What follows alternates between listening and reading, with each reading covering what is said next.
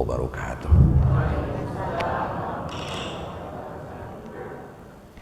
Hamdan wa syukran lillah, salatan wa salaman ala rasulillah wa ala alihi wa sahbihi wa mawalah, amma ba'd. Yang kita sama hormati Bapak PJ Wali Kota Padang Panjang, Bapak Haji Sani Budaya Putra, dari Padang Panjang ke Bukit Tinggi lalu tarik ke Biaro. Kita bangga kepada Pak Soni karena gue perhatian ke agama. Saya hormati, saya banggakan Bapak PJ Sekda, teman saya, sahabat saya sejak dari dulu sampai hari ini, insyaallah. Ketika tiap ke Biaro, tiba di situ makan nasi. Terima kasih kepada Pak Winarno kerana setiap karajo saya ikhlas hati.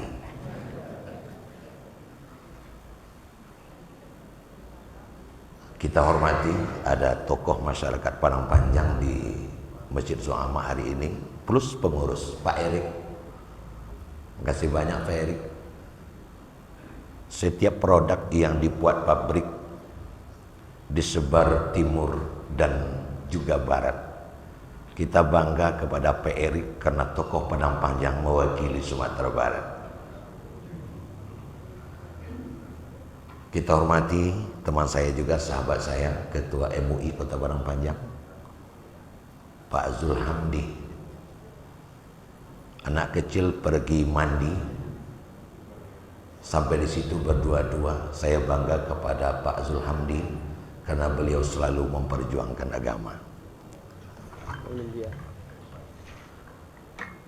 Kita hormati nenek mama, tokoh masyarakat, ibu-ibu Bondo Ganduang, dan tentu tidak terkecuali seluruh pimpinan OPD yang hadir. Sangat tidak mungkin saya sebutkan satu persatu karena takut habis waktu oleh karena itu. Hadirin hadirat kaum muslimin muslimat yang dimuliakan oleh Allah. Setidaknya ada 4 yang kita syukuri pagi ini. Pertama, kita bersyukur karena kita masih hidup. Saya yakin kalau kita tidak hidup, kita tidak akan ada di sini.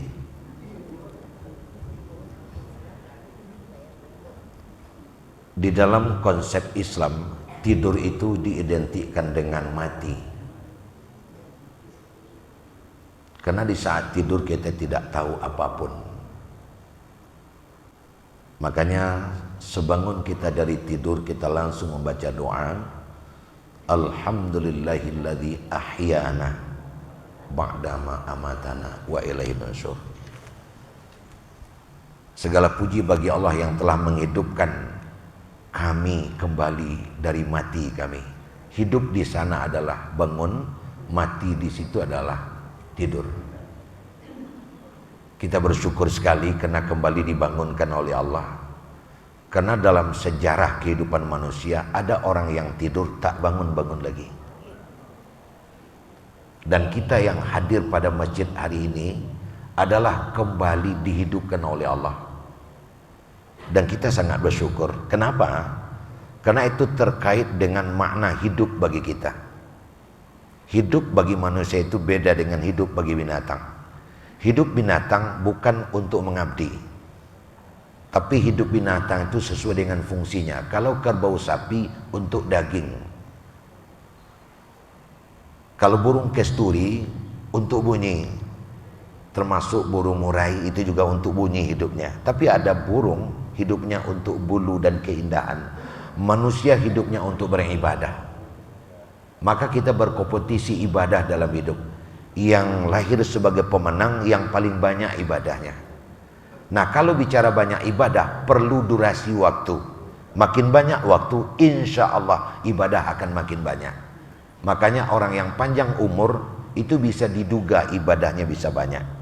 Itulah sebabnya maka kita ketika masih diberikan hidup, kita bersyukur Alhamdulillahilladzi ahyana ba'dama amatana wa ilaihi nusyur.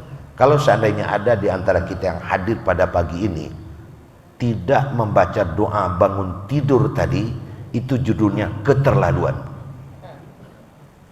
Saya ulangi, kalau ada di antara kita yang hadir pagi ini tidak membaca doa bangun tidur, itu namanya keterlaluan. Apa caranya? Baca segini. Alhamdulillahilladzi ahyana. Tak sedikit berterima kasih namanya. Baca segini. Itu syukur pertama. Syukur kedua, kita diberikan oleh Allah sehat. Sebab ada je orang nan hidup tapi tidak sehat lah. Kok telinga lah pakar, kok mata lah buta, kok hati lah bangka, kok lutut lah bangka. Masih hidup tapi makna hidup sudah mulai berkurang. Alhamdulillah sekali lagi kita yang hadir pada saat ini diberikan sehat oleh Allah. Apa buktinya? Dari rumah sudah sampai di masjid. Maka sekali lagi kita baca Alhamdulillah. Bukankah sekian lama tak ketemu, maka yang pertama kali ditanya adalah masih sehat? Ada sehat? Kan begitu. Nah, ya. Yang ketiga kita syukuri pagi ini kita dipertemukan di masjid. Aku berbeda Bapak, bertemu di jalan, bertemu di kedai, bertemu di tempat kerja, tapi bertemu di masjid berbeda. Khairul makan al masjid, sebaik-baik tempat adalah masjid. Ini rumah Allah. Kaitannya dengan bertemu di masjid paling kita syukuri apa? Begini Bapak Ibu, siang wak babi hari, malam wak babi minyak, ndak kayu yang dikap, yang ndak ameh bungka diasah, apa saja kita kerjakan, yang kita perjuangkan hanya satu. Termasuk yang disampaikan oleh Pak Sony tadi. Tujuan kita hanya satu. Apa itu? Mendapatkan husnul khotimah. Bagaimana akhir kalam kita? Bikalamatin la ilaha illallah. Itu yang Allah inginkan. Ternyata mengucapkan kalimah la ilaha illallah di akhir hayat itu ndak sebetulnya harus membaca bentuk tu mana dong. Nenek rasa mati la ilaha illallah tu mati. Tu sinetron dia tu. Itu di sinetron dia tu. Dia lain rasa badan mungkin kau mati mungkin la ilaha illallah tu mati. Itu sinetron tu. Jadi mati dengan la ilaha illallah itu maknanya apa? Al-maut fil ibadah, mati dalam beribadah. Ada kemarin ini di Jakarta di Masjid Sunda Kelapa meninggal dalam keadaan sujud. Anak dua baca dalam sujud Subhana rabbiyal.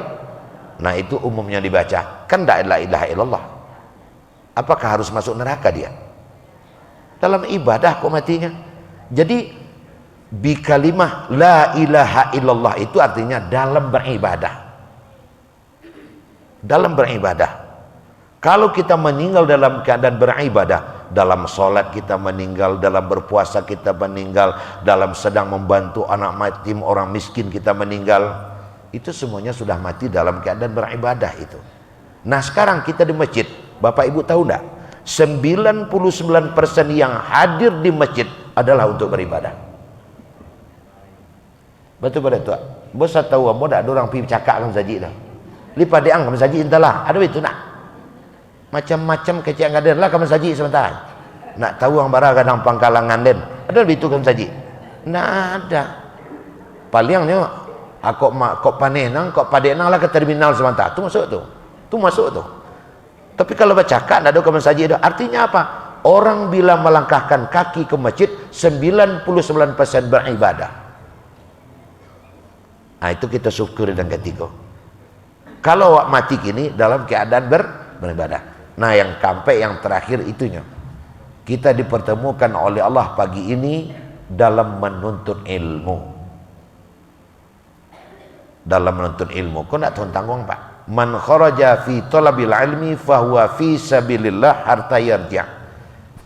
Siapa yang keluar dari rumah pergi menuntut ilmu, maka orang itu dipandang di sisi Allah fi sabilillah. Sama dengan berjuang pada jalan Allah sampai kembali. Jadi untuk mendapatkan mati syahid, pergi ke Palestina, diangkat senjata, ditembak wak di musuh, syahid. Tapi lesa doa punya kesempatan bentuk itu. Tidak, ada syahid dalam bentuk lain. Apa itu? Meninggal dalam keadaan mendengarkan ceramah. Itu syahid juga itu. Karena yang keluar dari rumah pergi menuntut ilmu, inyo akan dipandang fisabilillah sama jok pergi ke Palestina tu sampai balik pulang. Artinya apa? Kalau nanda meninggal dapat pahala gadang. Kalau nak meninggal syahid juga. Nah, jadi kalau dia antara awak nan ingin mati syahid, meninggallah sedang bawa ceramah kau. Nah, ya. Ya. Ada sih. Ada di Batu Sangka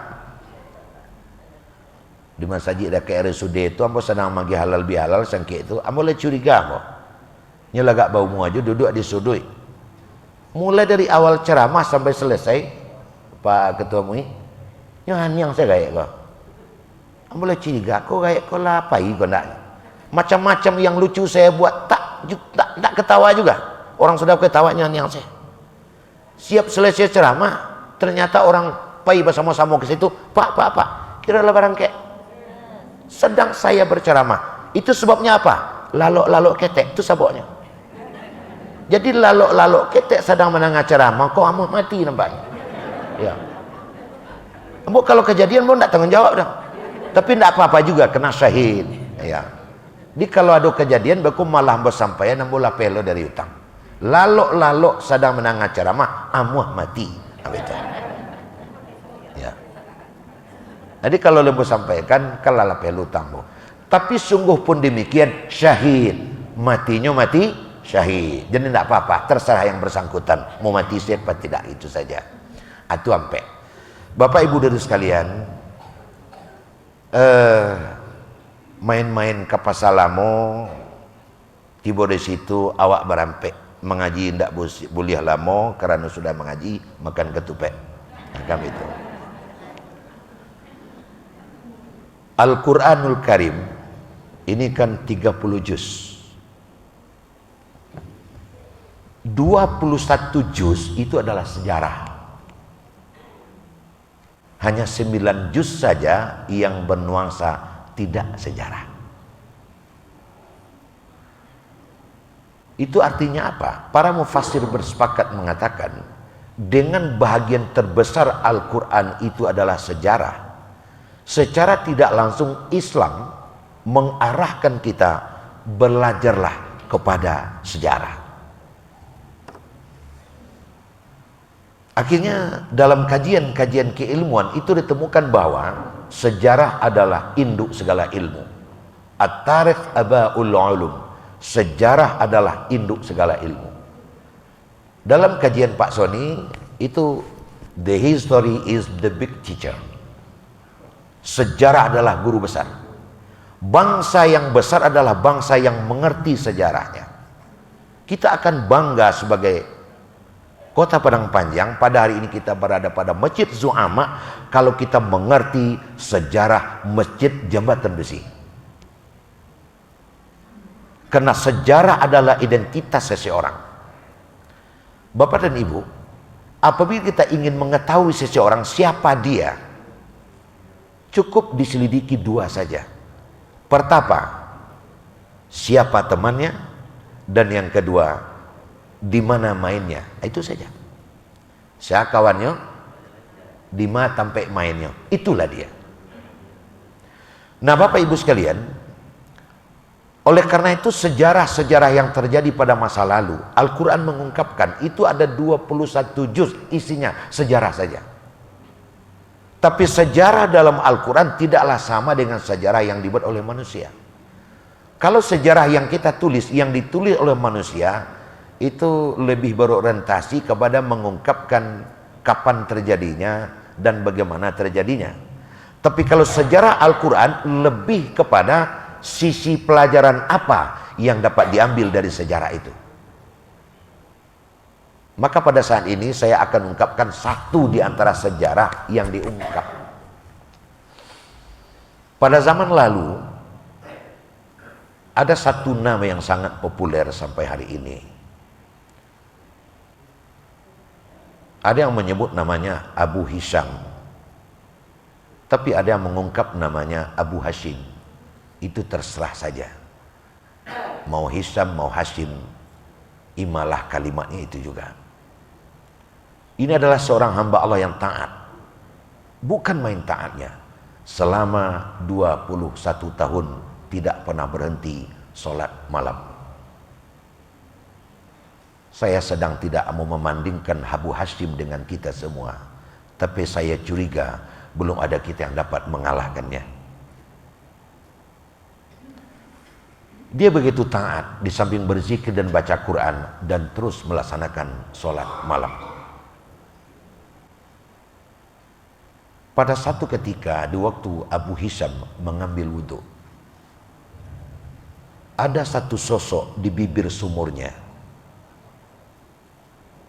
Dia terus berwudhu dan selesai berwudhu bertanya, siapa Tuhan? Kok Tuhan berada di situ? Sosok itu menjawab, saya adalah malaikat. Sengaja diutus untuk datang ke sini menemui Tuan Hisham. Setelah berpindah ke tempat yang cukup strategis dan baik, terjadi dialog di antara mereka. Tuan malaikat, kenapa Tuhan menyuruh Tuan mendatangi saya? Malaikat menjawab, saya adalah bertugas mencatat nama-nama orang yang dekat dengan Allah. Hati Abu Hisham berdebar, jangan-jangan saya masuk satu di antaranya. Kalaulah itu terjadi, alhamdulillah. Di tangan kanan malaikat ini Abu Hisham menjawab, melihat ada sebuah kitab yang cukup tebal.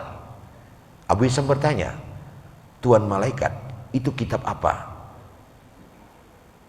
Tuan Abu Hisham, ini kitab adalah catatan, berisi catatan nama-nama orang yang dekat dengan Allah plus calon surga. Mohon izin Tuan, bisa tidak Tuan periksa satu persatu mana tahu nama saya ada di dalamnya? Baik, saya akan periksa itu. Karena memang untuk itulah saya ke sini. Di hadapan Abu Hisham, kitab yang begitu tebal diperteli satu persatu. Ada tidak nama Abu Hisham? Ternyata Bapak dan Ibu, sekian lama, bukan hanya 10 menit tapi hampir 1 jam, satu persatu diteliti. Tetapi setelah selesai, nama Abu Hisham tidak tertulis. Tuan, sayang, nama Tuan tidak ada. Abu Hisham mengatakan, kok nama saya tidak ada? Mohon ulang satu kali lagi. Baik, saya akan ulang sekali lagi. Setelah 2 kali, memang Tuan, nama Tuan tidak ada di sini. Nama saya tidak ada. Saya sudah beribadah, tidak pernah berhenti sholat malam 21 tahun.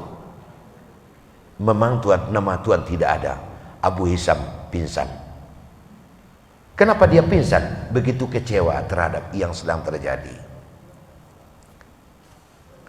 Bapak dan Ibu, malaikat pun kehilangan akal. Ini main pingsan ini, kata malaikat. Bagaimana caranya ini? Nah, setelah dia siuman, Abu Hisham pun duduk dan bertanya, Tuan malaikat, tolong terangkan kepada saya, sebenarnya apa sebab nama saya tidak tertulis? Secara terus terang malaikat mengatakan, Tuan Abu Hisham, sebenarnya apa yang terjadi saya sudah tahu. Sejak dari tadi saya tahu bahwa nama Tuhan tidak ada di sini. Bahkan dari hari-hari sebelumnya saya tahu nama Tuhan tidak dicatat, saya tahu. Aneh Tuan Abu Hisham. Saya bertugas mencatat orang ahli sorga, calon-calon sorga. Dan saya tahu Tuhan sudah beribadah selama 21 tahun. Sholat malam tidak pernah berhenti. Tapi Tuhan tidak pernah memerintah saya menulis nama Tuhan. Saya bingung. Dan saya bertanya kepada Tuhan, ya Allah, kenapa kau tidak memerintah aku menulis nama Abu Hisham di buku catatan ini? Akhirnya Tuhan menjawab, penyebab namamu tidak ditulis di dalam kitab ini sebagai ahli ibadah dan calon sorga ada 2. Saya berharap kita yang berada dalam masjid tidak termasuk ke dalamnya. Saya menghadap kepada ibu-ibu dulu. Saya berharap ibu-ibu tidak termasuk ke dalamnya. Dan saya berharap bapak-bapak, teman-teman, saudara-saudara sekalian tidak termasuk ke dalamnya. Dan kita semua tidak termasuk ke dalamnya. Penyebab nama Tuhan tidak tertulis sebagai hamba yang pandai bersyukur, hamba calon surga dan dekat kepada Allah ada dua. Padahal Tuhan sudah beribadah selama 21 tahun. Pertama sebabnya adalah karena Tuhan sudah bangga dengan ibadah Tuhan. Saya ulangi, tidak salah, tidak didustakan, tidak dibantah. Tuhan telah beribadah selama 21 tahun. Namun sayang, pertama, Tuhan telah bangga dengan ibadah itu. Dan yang kedua, Tuhan pernah lewat di dekat orang yang sedang teraniaya satu kali saja. Namun Tuhan lengah, tidak peduli, lewat dengan begitu saja. Itu cuma penyebabnya. Saya sedang berdoa, semoga jemaah saya semua tidak termasuk ke dalamnya. Amin. Bapak dan Ibu sekalian, bangga dengan ibadah berarti menzolimi ibadah itu sendiri. Nyo secara bansuansu apa? Setan di dalam menggoda kita ada dari belakang, ada dari depan. Kalau dari depan dia menghambat kita, jangan sampai tiba di masjid. Tapi karena dia tidak mampu menghambat, memotong di depan, dia akan mengerjain kita dari belakang. Mengajo datang ke masjid beribadah, di rumah kan dia bisa. Sekali-sekali tidak datang kan tidak ada. Kamu setan, jangan menggoda saya. Artinya setan tidak mampu. Ada di belakang lah. Jam 3 ada jagonya pagi. Hai, capek jago. Beko terlambat tiba di kecilnya, anda taat orang ke kecil. Sampai di masjid, usahakan supaya paling dulu tiba di masjid. Sebab akan jadi contoh tauladan kecilnya. Panjang ayatnya sekate kalau capek benar rukuk bekal kecil kurang taat bekal. Akhirnya ibadah kita habis dengan ria saja. Itu dari belakang namanya itu. Maka kepada Abu Hisam tadi setan sudah berhasil membisikkan ini. Abu Hisam, kau ada orang berhasil dalam beribadah. Coba kau lihat di kampung ini, siapa yang datang paling awal di masjid? Siapa yang bisa sholat malam setiap hari? Siapa yang bisa baca Quran setiap hari? Cuman kau bukan? Kau patut bersyukur dan bangga dengan ibadahmu Abu Hisam. Kau cara setan. Jadi jangan memanggak luak ibadah wak hebat. Tidak boleh. Apa yang mau dibanggakan? Belum apa-apa ibadah kita. Siapa nawak?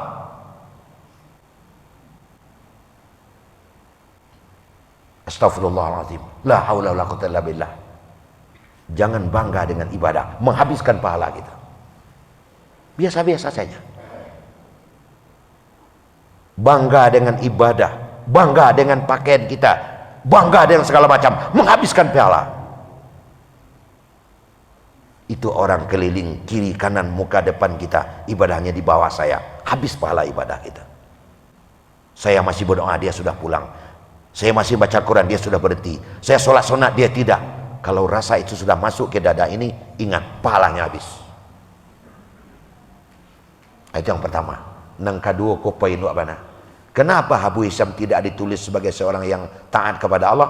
Karena dia tidak peduli dengan lingkungan. Nah, Bapak Ibu sekalian, ternyata amal soleh itu Bapak, ada namanya soleh pribadi, ada namanya soleh sosial. Kesolehan pribadi dan kesolehan sosial.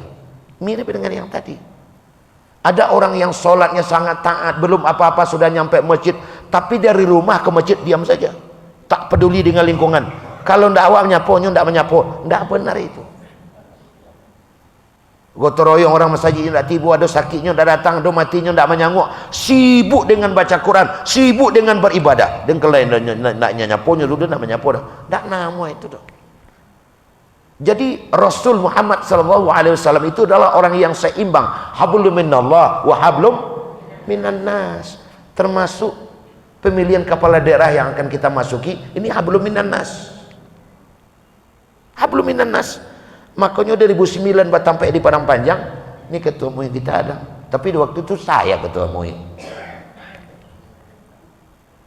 Majelis Ulama Indonesia Republik Indonesia bertempat di Padang Panjang sudah memutuskan memilih pemimpin hukumnya wajib.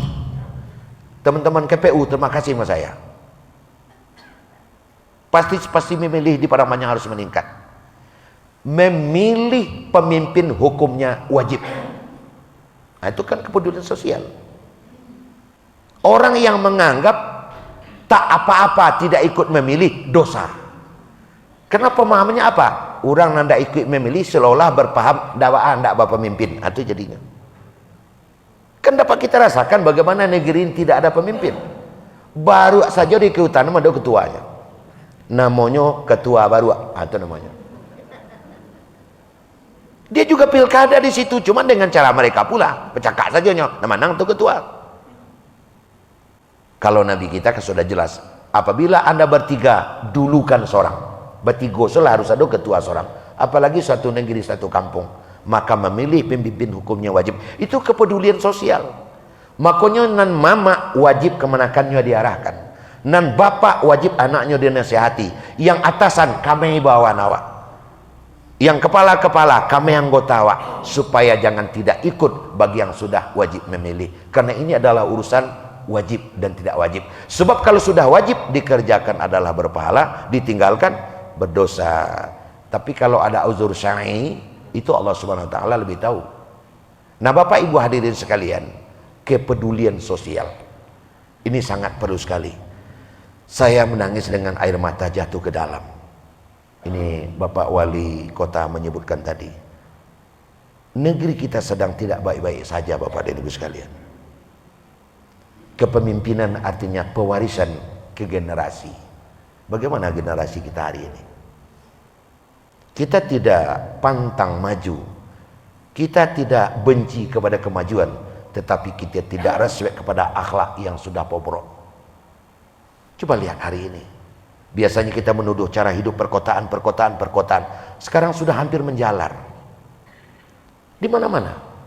Nyo abi biso dia biasa, abi gali dia gali tiap. Kalau lacok menangau abi kok nyo menjadi biasa sudah wale, kok yang paling berbahaya. Kan sudah biasa itu. Coba bayangkan Bapak Ibu, diambil barangnya, kemudian dibunuh dia, dikuburkan dia, masya Allah.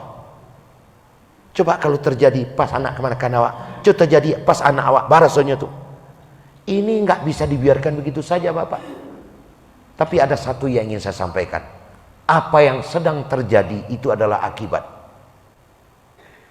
Nan diambil barangnya, dibunuh, kemudian dikuburkan, kemudian nama lompek masuk sungai sampai mati ke segala macam, ditangkok, dikajah. Itu akibat Bapak dan Ibu. Akibat tidak akan pernah terjadi kalau tidak ada sebab. Lalu apakah sebabnya? Nah, sebab itu yang mau dicari. Jadi kalau akibat saja nan wak kelola, kenapa air itu kotor di muaro? Karena ada sarok nan dibawa di air. Wak barasihan sebantati bolo sarok dia. Wak barasihan tampak sebantati bolo sarok balik. Mari kita cari sebab. Apa ya kata bersama-sama, rupanya ada runtuh. Ada gajah yang menyubarang. Wak tembok rancak-rancak, akhirnya tak berapa lama airnya jadi bersih. Nah, sekarang ini akibat. Jangan kita hanya mengelola akibat dan lupa mencari sebab. Tangkok ko, kabek ko, tangkok ko, kabek ko, tangkok ko, kabek ko. Kita takut Bapak, kalau nanti ada hakim yang diadili, ada polisi yang ditangkap, ada satpam yang diamankan, ada jaksa yang dituntut, itu berbahaya itu. Kalau sudah terjadi seperti itu. Nah, jangan kita hanya sibuk mengelola akibat. Mari kita cari sebab. Nah, apa sebab? Sebabnya hanya satu kalimat saja, pendidikan agama. Itu sebabnya. Nah, kalau sudah bicara masalah pendidikan agama, dan tuang adarok, Padang Panjang, kota Serambi Mekah, kota pendidikan agama, kota santri, di situ tampaknya. Jadi apa yang harus diwujudkan hari ini? Saya lihat samudia sakate sakabawah, ringan sama kita yang barek sama kita pikul, bagaimana kita membangkitkan Padang Panjang kapling Serambi Mekahnya. Mulai dari Pak Wali sampai kepada ke bawah dalam aparatus sipil negara, teman-teman dan saudara-saudara sekalian, mulai pada tokoh masyarakat segala macam, menyorakkan bersama-sama bagaimana membangkitkan peri kehidupan beragama. itulah mengawali segala-galanya. Mau yakin Padang Panjang masih banyak potensi ke arah itu, mau sangat yakin sekali karena kita masih punya nama. Kok contohnya kita subuh barokah kan datang kita bukan, bocah lihat dari jauh nampak ada bu, dari jauh-jauh ada nama jalan kaki, ada nampak kendaraan segala macam. Ini adalah potensi yang sangat besar sekali. Jadi Bapak Ibu, jangan kita hanya peduli dengan ibadah pribadi, tetapi juga wajib peduli dengan ibadah sosial. Tidak hanya memperjuangkan diri pribadi, tapi juga memperjuangkan teman-teman di sekitar kita. Mari kita beribadah bersama-sama, membangun agama bersama-sama, membangun kota kita bersama-sama. Akhirnya nanti kita mendapatkan hasanah di dunia wal akhirah bersama-sama pula. Itulah Bapak dan Ibu sekalian. Kapai kumbuh ke situ jua, tiba di situ hari pagi. Di hari lah hampir jam 7 tentu mau subuh barakah harus berhenti. Dari Bukit Tinggi, dari Padang Panjang ke Bukit Tinggi, tiba di situ makan ketupek. Bamang kau mengaji harus berhenti karena kita lagi tunggu di ketupek. Kamu itu. Silakan kepada Pak Pengurus, kau iwado nangka dibagikan, bagikanlah bersama-sama. Nan dari ambo cuma itu yang dapat mau sampaikan. Terima kasih banyak kepada kita sama-sama, terutama bagian Kesra yang pada saat kini tekan aja boleh, ya nak, berjalan pai raun-raun di bawah situ kapitalah, walaupun nambola pensiun diminta jo semua barakah akan gitu. Demikian banyak maaf. Assalamualaikum warahmatullahi wabarakatuh.